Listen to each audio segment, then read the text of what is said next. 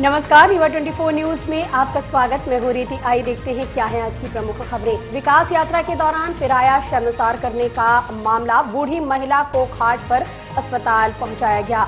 विश्वविद्यालय थाना अंतर्गत कुबेर तालाब में एक युवक की मिली लाश और सीधी बस हादसे में घायलों की मदद के लिए किसान महासंघ के सदस्यों ने किया रक्तदान। इन खबरों को आगे हम विस्तार से देखेंगे। मध्य प्रदेश के रीवा में सीधी सड़क दुर्घटना में घायलों को मध्य प्रदेश किसान महामंत्री के सौजन्य से संजय गांधी अस्पताल में रक्तदान किया गया।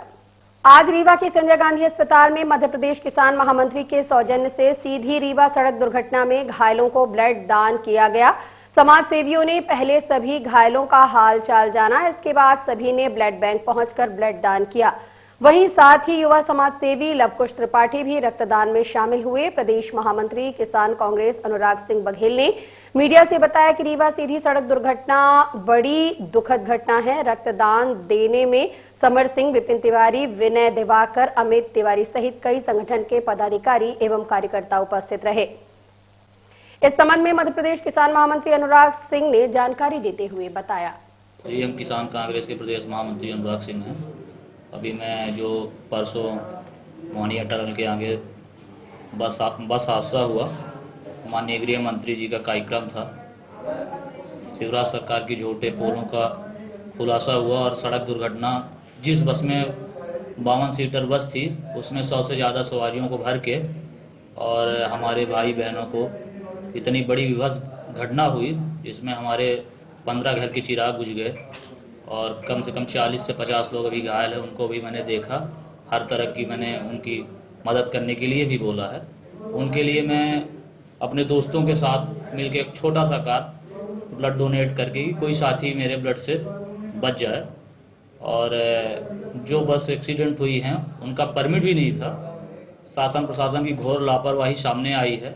अगर शासन इस चीज़ में पहले मुस्तैद हो जाता और बसों की जांच कर लेता तो इतनी बड़ी आपदा ना होती और किसी के घर के चिराग बुझने से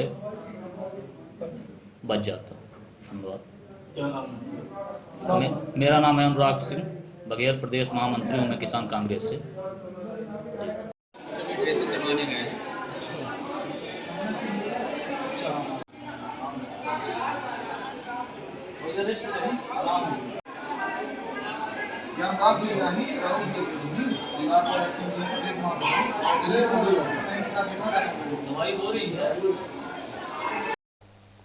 रीवा की नईगढ़ी जनपद पंचायत के देवरी सिगरान गांव से आज सिस्टम को शर्मसार करती तस्वीर सामने आई, जहां एक बूढ़ी महिला को अस्पताल तक पहुंचाने के लिए खाट का सहारा लेना पड़ा।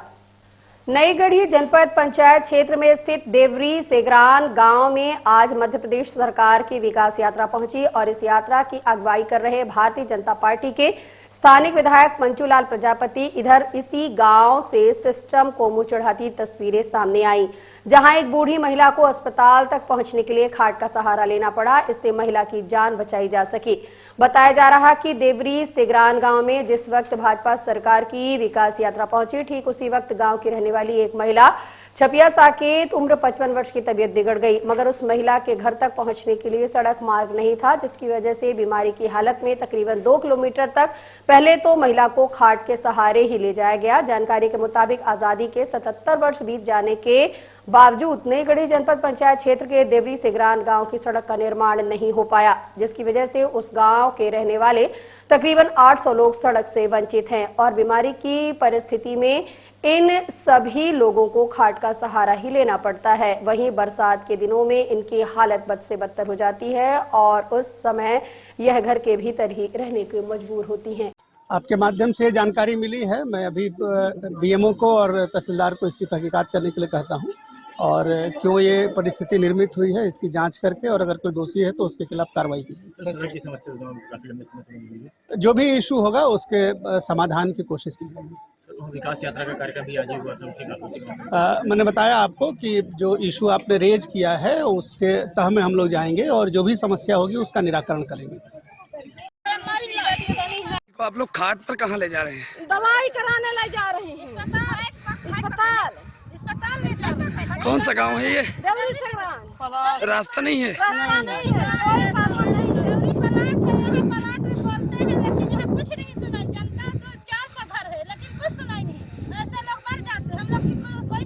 दादी की कितनी उम्र है?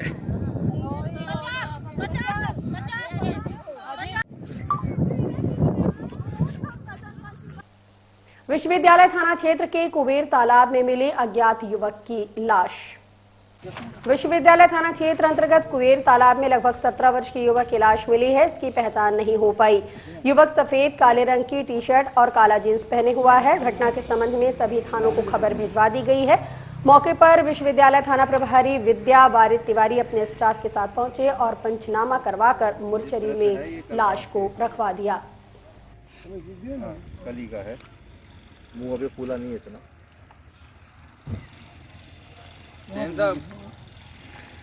यहाँ पे लिए फोटोज आरएम करो, कंट्रोल को पूछो, कोई लड़की गुमशुदगी की है रिपोर्ट और थानों में एक बॉडी मिली है यहाँ पर।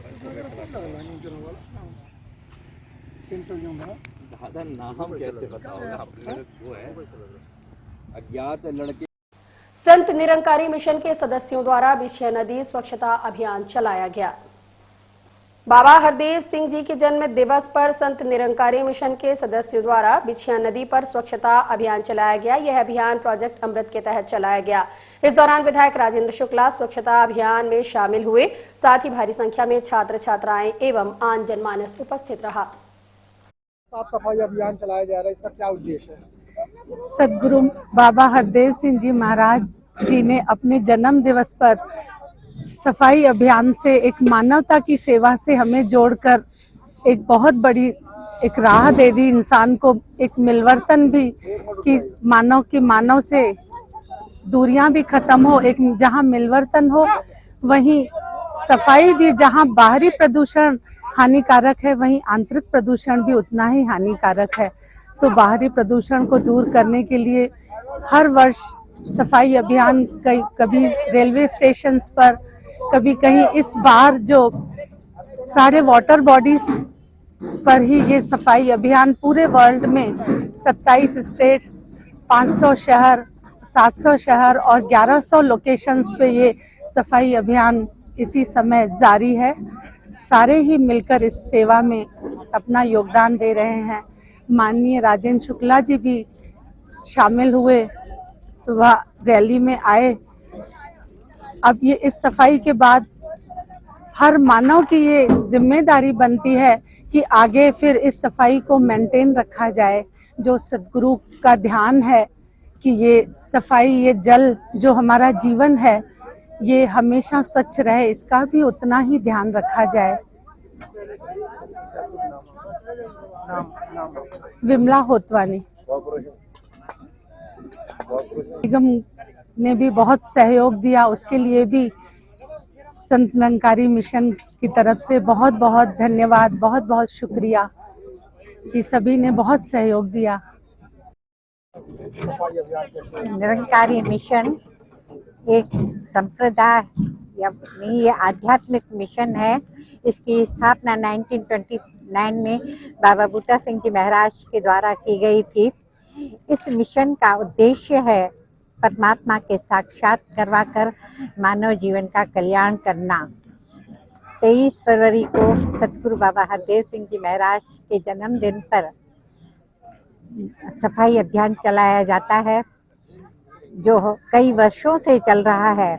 इस बार हम लोगों को जो ये प्रोजेक्ट मिला है वाटर बॉडी साफ करने का, जिसमें हमारे मिशन के 1100 इनको सफाई की जा रही है और 700 राज्य, 700 देश है, 700 शहर हैं और 27 स्टेट है जहाँ पर ये प्रोजेक्ट हो रहा है कि अमृत, स्वच्छ जल, स्वच्छ मन।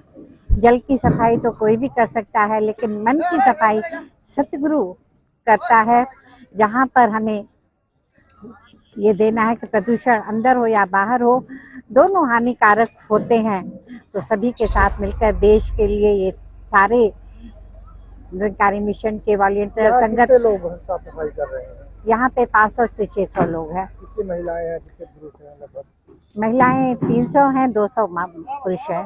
देखा जा रहा है कि एकदम बकायदे पूरी खज्जी वगैरह अच्छे से साफ सफाई एकदम ईमानदारी से की जा सब ये जो सतगुरु की हम लोगों को शिक्षाएं हैं, तो ये सब जो भी करते हैं तो अपने ईमानदारी के साथ करते हैं। रीवा शहर में कहाँ साफ सफाई कैसे अभियान ये पूरे देश में चल रहा है और हमारे रीवा के अंदर भी जो हमारी 7 ब्रांचें हैं इसके साथ जुड़ी हुई हनुमना, पट्टहरा, मंचगवा, जेपी नगर, चाकघाट, मैसवा, रीवा के साथ हमारे 7-6 ब्रांचों में भी सफाई वहाँ पर नाली तालाबों में चल रही है। अभी भी चल रही है? अभी भी चल रही है। नाम बता दीजिए। हाँ, नाम बता दीजिए अपना। शुभ नाम आपका? मेरा नाम राजकुमारी ककवानी है। ये हम लोगों को सतगुरु की शिक्षा है और यही हम लोग का ध्यान है कि ये जो सफाई की जा रही है ये सिर्फ आज के दिन तक सीमित न हो, इसमें पूरे शहर के देशवासी मिलकर हमेशा हमारे शहर को, हमारे देश को स्वस्थ रखें, यही सभी को प्रार्थना भी है और हम सबका यही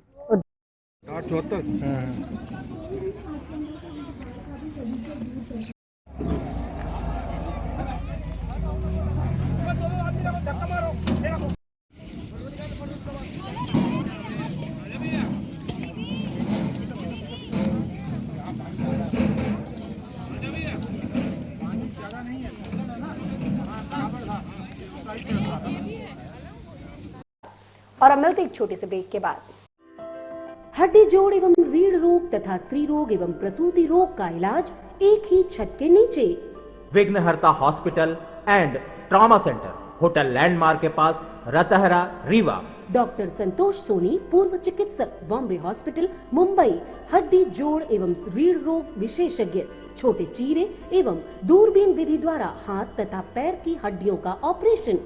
गठियाबात, जटिल एवं बिगड़े हुए फ्रैक्चर का बेहतर इलाज करते हैं डॉक्टर संतोष सोनी। विघ्नहर्ता हॉस्पिटल ट्रॉमा सेंटर में ही स्त्री एवं प्रसूत रोग विशेषज्ञ डॉक्टर शैलजा सोनी भी उपलब्ध हैं, जिनकी देखरेख में नॉर्मल डिलीवरी, सिजेरियन ऑपरेशन एवं बच्चेदानी से संबंधित ऑपरेशन की बेहतर सुविधा। संतानहीन दंपत्ति तत्काल संपर्क करें। विघ्नहर्ता hospital and trauma centre, hotel landmark के पास, रतहरा, रीवा। सुविधाजनक एवं सफल इलाज हेतु आज ही संपर्क करें। विघ्नहर्ता hospital and trauma centre, hotel landmark के पास, रतहरा, रीवा। मोबाइल नंबर 7828781983 अथवा 8462956774 पर।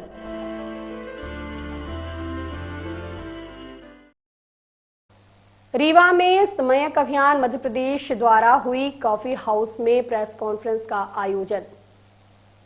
समन्वयक अभियान मध्य प्रदेश द्वारा कॉफी हाउस में प्रेस वार्ता का आयोजन किया गया कि आगामी 22 मार्च 2023 को भोपाल में शिक्षित युवाओं की बेरोजगारी समस्या एवं समाधान पर संवाद हेतु भव्य सम्मेलन आयोजित होना है, जिसमें युवाओं से बेरोजगारी व समस्या पर संपादन पर संवाद स्थापित किया जाएगा। प्रेस वार्ता के दौरान मध्य प्रदेश समन्वयक श्री शैलेश श्रीवास्तव द्वारा बताया गया कि एडवोकेट रघुवंशी विनायकम लोकसभा अध्यक्ष एवं जिला संभाग रीवा के नेतृत्व में 35 सदस्य कार्यकारिणी का गठन किया गया है, जो आगामी 22 मार्च 2023 को भोपाल में होने वाले सभी कार्यकर्ता सम्मेलन के लिए तैयारी करेंगे, जिसमें स्वर्णिम विकसित मध्य प्रदेश का निर्माण हो सके। सम्यक अभियान यूथ ऑपरेशन हम लोगों ने 2 मई 2022 को रीवा से शुरू किया था, जो कि हमें यूथ पढ़े लिखे शिक्षित बेरोजगारों पे इस अभियान की शुरुआत पूरे मध्य प्रदेश में किया है। और जब मैंने रीवा से इसकी शुरुआत किया था, माननीय भास्कर राव रोकड़े जी, क्योंकि वो एक थिंकर हैं, चिंतक हैं, लेखक हैं, विचारक हैं, उनके मार्गदर्शन में पूरे मध्य प्रदेश में इस अभियान की शुरुआत हमने की। रीवा की शुरुआत हुई और रीवा शुरुआत के बाद मैंने एक जानकारी ली, सर्वे किया कि पढ़े लिखे शिक्षित बेरोजगार हमारे यहाँ कितने हैं, तो लगभग हर विधानसभा में औसत 12 से 13 हज़ार शिक्षित बेरोजगार हमें निकल के आए। 1 लाख से ज़्यादा शिक्षित बेरोजगार अकेले रीवा जिले में। हम लोगों ने इस कार्यक्रम की शुरुआत की, मध्य प्रदेश के कई जिलों में कार्यक्रम किया, हमने शहडोल में किया, उसके बाद भोपाल में किया, ग्वालियर में किया। उसके बाद मुझे लगा कि चूँकि इस अभियान की बात जब तक हम युवाओं से संवाद स्थापित नहीं करेंगे, तब तक हम उनकी बात उनके पास तक रख नहीं पाएंगे। तो मध्य प्रदेश के स्थापना दिवस के दिन 1 नवंबर से हमने रायसेन के बरेली जिले से इस कॉन्फ्रेंस की शुरुआत की। 45 दिवसीय यात्रा हम लोगों ने निर्धारित की, वाहन यात्रा करके मध्य प्रदेश के सभी जिलों में अधिक से अधिक विधानसभाओं में युवाओं से संवाद स्थापित किया। वो संवाद हमने मध्य प्रदेश के 45 जिलों में लगभग संवाद स्थापित किया। 132 विधानसभाओं के लोगों से हमारी बातचीत हुई और बातचीत करने के बाद कई जिलों में कार्यक्रम के बाद अभी पिछले 10 फरवरी को मध्य प्रदेश के इसी रीवा में फिर से हमने पद्मधर पार्क में कार्यक्रम आयोजित करके प्रथम चरण जो हमारा था, हमारे इस अभियान के प्रथम चरण का हमने समापन किया। अब जब दूसरे चरण पे जब हमने इस बीच में अभियान के मुद्दे पे मैं आपसे बात करूंगा, क्योंकि मुद्दे हमारे यूथ ऑपरेशन के हैं, पढ़े लिखे शिक्षित बेरोजगारों के मुद्दे हैं, जिसमें हमने ये निर्धारित किया था कि जो है हमारा जो पहला मुद्दा है, जो जब हमने इस बात का सर्वे किया कि मध्य प्रदेश में 50 लाख ऐसे बच्चे जिनके पास डिग्रियां तो हैं लेकिन उनके पास रोजी रोटी की व्यवस्था नहीं, तो हमने जब आदरणीय भास्कर और रोपले जी ने इस पर अध्ययन किया कि आखिरकार इसके कारण क्या है, तो उन्होंने देखा कि अगर जो हमारे पास संसाधन विद्यमान, अगर हम उसके युक्तिकरण के माध्यम से कुछ काम करें तो ढेर सारे बेरोजगारों की समस्याओं का निराकरण हो सकता है। तो उन्होंने अपने हमारे जो मुद्दे निर्धारित किए समय का अभियान की, तो पहली चीज़ तो हमने देखा कि लगातार देश में जो है खासकर मध्य प्रदेश में कर्मचारियों की रिटायरमेंट की आयु को लगातार सरकार बढ़ाती जा रही है। कभी मध्य प्रदेश में 58 साल की रिटायरमेंट आई थी, फिर 60 साल, 62 साल, 63 साल, 65 साल की बात हो रही है और प्रॉपर जो है उन्होंने एक एजेंडे के तहत निर्धारित कर लिया है कि हमें मध्य प्रदेश में कर्मचारियों की रिटायरमेंट एज बढ़ानी है। और जब कर्मचारियों की रिटायरमेंट एज लगातार बढ़ती चली जाएगी तो हमारे जो नौजवान पढ़े लिखे हैं उनके अवसर कहीं न कहीं कम होंगे। तो इसके लिए हमने ये निर्धारित किया कि 58 साल की रिटायरमेंट जो एज है उसको फिर से किया जाए। उसके पर हमने जो पूरे मध्य प्रदेश का डेटा निकाला है तो लगभग 5,30,000 हमारे कर्मचारी रिटायर होंगे और 5,30,000 अगर हमारे कर्मचारी रिटायर होंगे तो 5,30,000 नए बच्चों के नौकरी के अवसर क्रिएट होंगे। तो इस तरह से हमने दूसरा मुद्दा रखा, न्यूनतम वेतन अधिनियम का मुद्दा रखा। न्यूनतम वेतन अधिनियम आज भी आप सभी जानते हैं कि न्यूनतम मजदूरी अधिनियम तो 1948 में इस देश के सदन ने पारित किया, जिसमें अकुशल, अर्धकुशल और कुशल श्रमिकों के लिए जीवन यापन की व्यवस्था का सुधार हुआ, उनको कुछ न कुछ एक निर्धारित रेट मिलना शुरू हुआ है। लेकिन आज भी प्राइवेट स्कूल में टीचर 5,000, 6,000, 8,000 में पढ़ा रहे हैं, जिसमें उनका परिवार नहीं चलता। प्राइवेट स्कूल में जो ढेर सारे निजी कंपनियों में बाबू हैं वो 8 से 10,000 में काम करते हैं। प्राइवेट इंजीनियरों की स्केल बहुत अच्छी नहीं है। तो हम चाहते हैं कि मध्य प्रदेश में सहित समूचे हिंदुस्तान में न्यूनतम वेतन अधिनियम चालू हो, जिससे कम से कम लोगों को इतना तो वेतन मिले जिससे उनके परिवार का भरण पोषण हो सके। तीसरा हमारा एजेंडा है आउटसोर्स के माध्यम से नौजवानों का शोषण शुरू हो गया है। आज के तारीख में मध्य प्रदेश में अकेले 9,80,000 बच्चे आउटसोर्स एजेंसी के माध्यम से विभागों में काम कर रहे हैं। पहले विभागों में जगह निकलती थी, आजकल टेंडर निकलता है। अगर एमपी को मान लीजिए इलेक्ट्रीशियन, लाइन में सुपरवाइजर कुछ भी चाहिए तो वो जो है जगह निकालते हैं, टेंडर निकालते हैं। और दुर्भाग्य है कि अगर आप टेंडर को देखें तो टेंडर में अगर किसी को 16,500 का स्केल निर्धारित है तो एजेंसी उसको 10,000 में काम कर रही है। तो मतलब एक नौजवान जो पढ़ता है, लिखता है, उसको लगता है कि मेरा स्वर्णिम भविष्य का निर्माण होगा, तो उसका स्वर्णिम भविष्य का निर्माण न हो कि क्या होता है कि वो 10,000 में अपना जीवन, और दूसरा दुर्भाग्य है कि जब चाहे तो कंपनी उनको निकाल के बाहर कर देगी, उनका पूरा का पूरा भविष्य अनिश्चितता के दौर में है। तो हम चाहते हैं कि आउटसोर्स एजेंसी के माध्यम से जो 9,80,000 लोगों की नियुक्तियां हुई हैं वो नियुक्तियां नियमित रूप से की जाएं, जिससे उनको कम से कम इतना स्केल मिले जिससे उनका परिवार चल सके। आज की खबरों में बस इतना ही। नई खबरों के साथ हम होंगे पुनः उपस्थित। इजाजत दीजिए रीत को। नमस्कार।